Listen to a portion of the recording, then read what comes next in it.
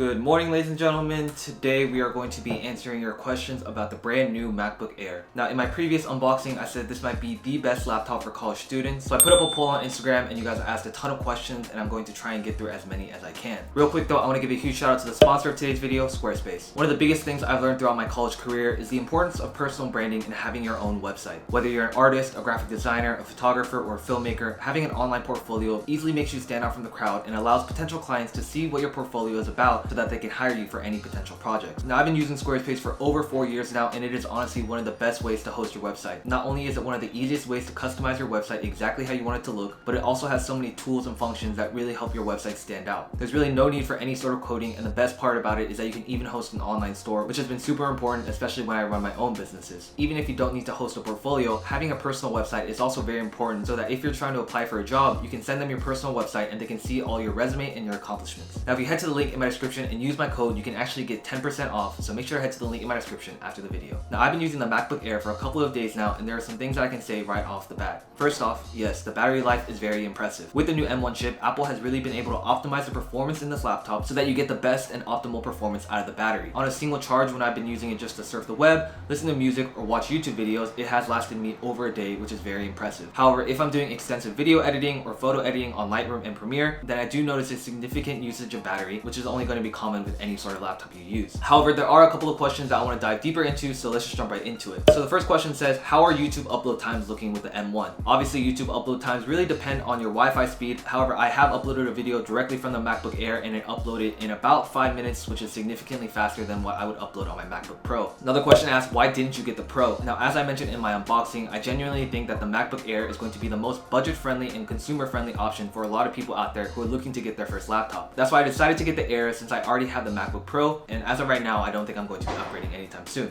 Are you sponsored by Apple? Unfortunately, no, but in the future, we'll get there. What are your favorite and least favorite new features? Well, favorite feature is obviously going to be the optimization of the M1 chip. All the native apps are running noticeably faster, which is a huge improvement over any sort of laptop I've used in the past. My least favorite feature right now is that Adobe hasn't come out with their own native apps that fully optimize the potential of this new M1 chip, so I'm not getting the fastest performance I would like out of apps like Premiere, Lightroom, or Photoshop. The next question says, is it the best value laptop for a student? For a price of $999, I can definitely say this is going to be one of the best bang for buck laptops on the market as of 2020. Given the capabilities of this MacBook Air, if you got it going into your freshman year of college, I 100% guarantee that it would last you your entire 4 years and even beyond that. Is the internal camera better? In all honesty, I don't see tons of improvement of the internal camera compared to my MacBook Pro. I'm assuming it's 1080p. It might even be 720p because I'm pretty sure that's what the MacBook Pro has, but I will throw up the exact specs on the screen. Alright, someone asked, can it handle 4K video rendering? Now, I did export a 4K video yesterday. However, it was less than 5 minutes long and it still took about 15 minutes. Rendering that on my MacBook Pro honestly would have taken less than 10 minutes, so I can't say that it's going to be faster than my MacBook Pro. However, you can edit and export in 4K without any problems. Is it noisy? From my personal use, as I've been running multiple tabs, doing video editing, running just basic operations on the Mac, I haven't seen it heat up or make any sort of noise, which is honestly a commonality between all the MacBook lineups. Should we wait till next year for a better one? If you are in the market right now for a MacBook Air and you don't see yourself ever needing to upgrade to the MacBook Pro, then yes, I would pull the trigger and get this one right away. The only upgrades I see coming in the next few years would be an upgrade to the MacBook 16-inch, the new iMac, or the iMac Pro lineups. Because this is the first one to come out with the M1 chip, I definitely don't think that they're going to upgrade the MacBook Air line specifically in the coming years. Alright, someone says, what are you going to use this laptop for? What's an Air usually good for? For my personal use, this is definitely going to be one of the lightest, most compact, portable laptops that you can find on the market as of right now. Not only is it super lightweight, but it packs a very small footprint, meaning you can throw this in a tote bag, a backpack, or you can even carry it under your arm like this if you're running from class to class. Rather than having to lug around a big MacBook Pro, I definitely think that the MacBook Air is a much more portable option, and if I wasn't a content creator, then I definitely would be picking up the MacBook Air.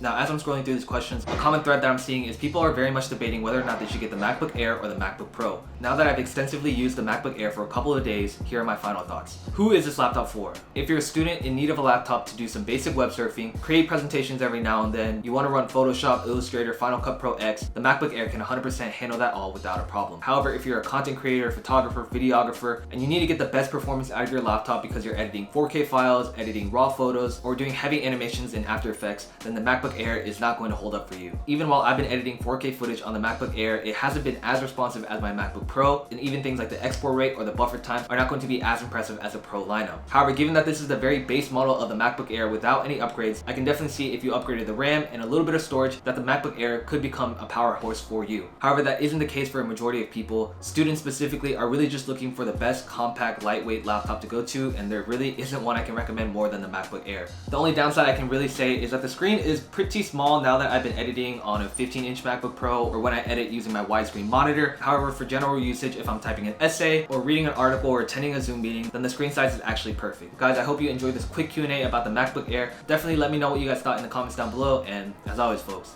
don't stress, finesse. Peace.